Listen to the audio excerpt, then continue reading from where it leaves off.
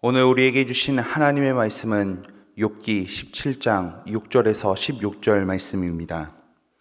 하나님이 나를 백성의 속담거리가 되게 하시니 그들이 내 얼굴에 침을 뱉는구나.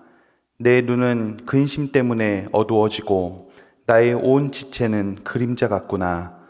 정직한 자는 이로 말미암아 놀라고 죄 없는 자는 경건하지 못한 자 때문에 분을 내나니 그러므로 의인은 그 길을 꾸준히 가고 손이 깨끗한 자는 점점 힘을 얻느니라.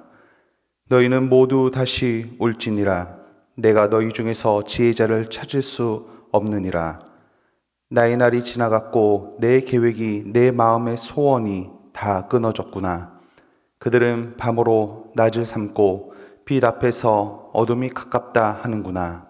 내가 수월이 내 집이 되기를 희망하여 내 침상을 흑암에 펴놓음에 무덤에게 너는 내 아버지라 구더기에게 너는 내 어머니라 내 자매라 할지라도 나의 희망이 어디 있으며 나의 희망을 누가 보겠느냐.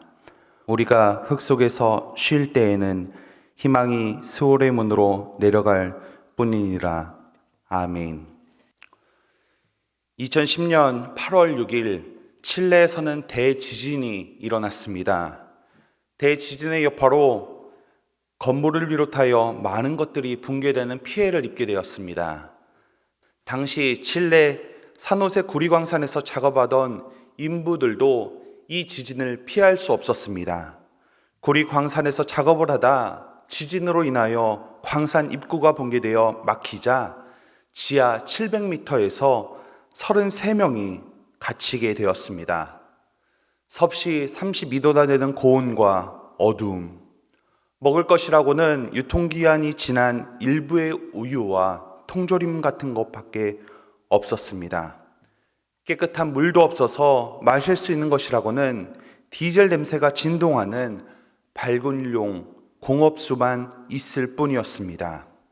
당연히 기름투성인 이 더러운 물 때문에 사람들이 이 물을 어쩔 수 없이 마시게 되면 설사는 기본이요 굶주림과 계속되는 더위로 인하여 온갖 열악한 환경에서 나중에는 사람들의 정신까지 희미해져 갔다고 합니다. 헛소리하는 자들, 환각 증세를 보이는 자들, 수많은 사람들이 그곳에서 고통을 경험하게 됩니다. 그런데 이러한 상황에서 기적적인 일이 일어나게 됩니다. 총 69일간 그곳에서 갇혀있던 33명이 결국 전부 구조되는 일이 일어나게 된 것입니다. 물론 칠레를 비롯하여 전 세계적으로 관심을 갖고 수많은 기술자들이 투입되면서 그들을 구출할 수 있었지만 그들이 전부 생존할 수 있게 된 것은 서로에게 희망이 있었기 때문입니다. 구출을 하는 자들은 반드시 구출할 수 있다는 희망을 가지고 그 작업에 매달렸고 갇혀있던 자들은 반드시 자신들이 살아날 것이라는 희망을 가지고 견디고 버텼기 때문에 극한의 고통을 극복할 수 있는 기적의 이야기가 일어나게 된 것입니다. 이처럼 사람은 희망하는 존재입니다. 사람은 삶에서 희망이 없이 한순간도 살아갈 수 없습니다. 모든 일이 실패로 돌아갔을 때조차 긍정적인 앞날에 대한 희망이 있다면 그것이 그 사람의 심장을 뛰게 해줍니다. 반대로 사람은 희망을 잃으면 앞으로 나아갈 의지조차 잃어버리게 됩니다. 오늘 본문의 욥이 바로 그런 처지에 놓여 있습니다. 욥은 오늘 자신이 당한 고난의 모습도 있지만 자신이 처한 상황 때문에 더 고통스러워하는 모습을 보이고 있습니다. 한때 번성하여 사람들의 존경을 받던 욥이 갑작스럽게 몰락하자 사람들의 이야기거리가 되기에는 충분했습니다. 그렇게 스스로 경건한 척하더니 죄를 지어 결국 하나님의 저주를 받았구나. 그러면서 사람들은 욥을 위선자라 멸시했습니다. 심지어 욥의 얼굴에 침을 뱉는 사람도 있다. 오늘 말씀에서는 이야기를 하며 욥을 향한 비난이 점점 더 거세졌음을 의미하고 있습니다. 고난과 비난이 욥에게 얼마나 큰 어려움의 시간인지, 자신의 눈에는 그 마음에 너무나 근심으로 인한 어두움이 찾아오고 자신의 온 지체는 그림자같이 여겨졌다 고백하고 있습니다.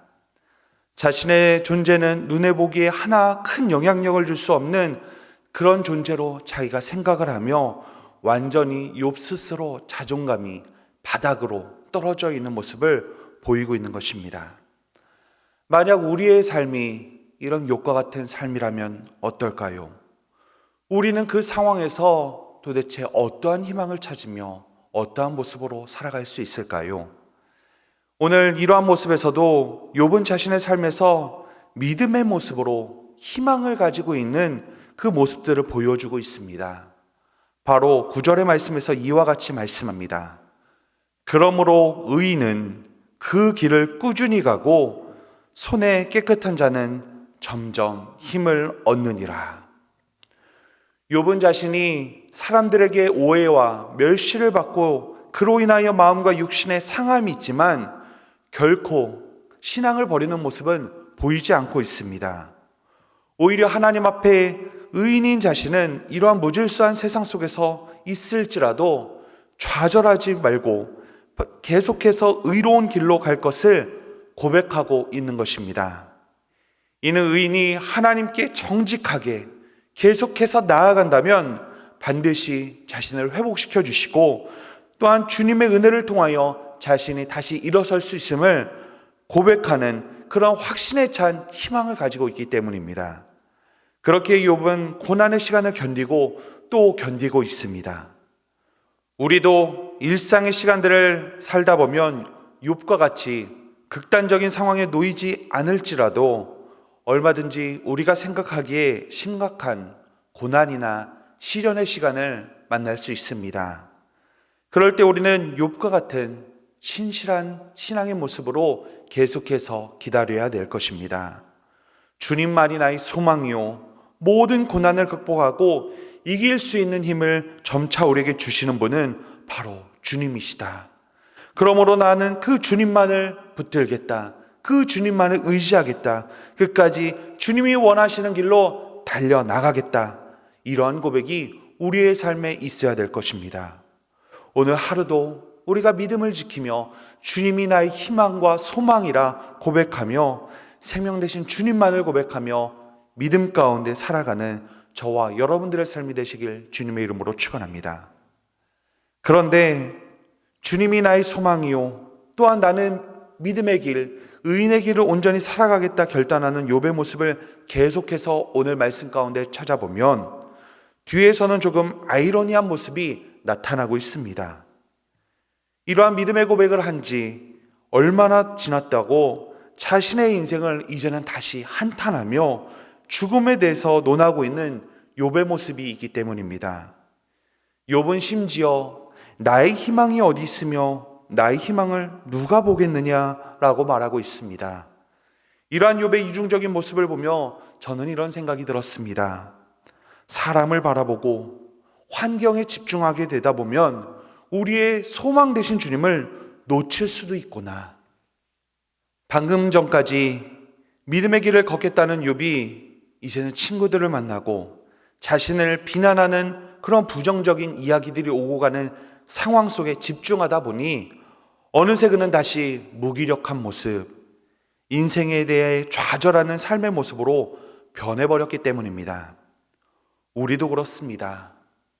하나님께 집중하며 믿음으로 살아갈 때에는 그 어떤 문제도 믿음으로 이길 수 있을 것이라 생각하지만 우리가 하나님에 대한 초점을 잃어버리고 세상에 집중하고 사람에 집중하고 나에게 주어진 고난의 환경에 집중하게 되면 아무리 믿음의 사람일지라도 흔들려 버릴 수 있다는 것입니다.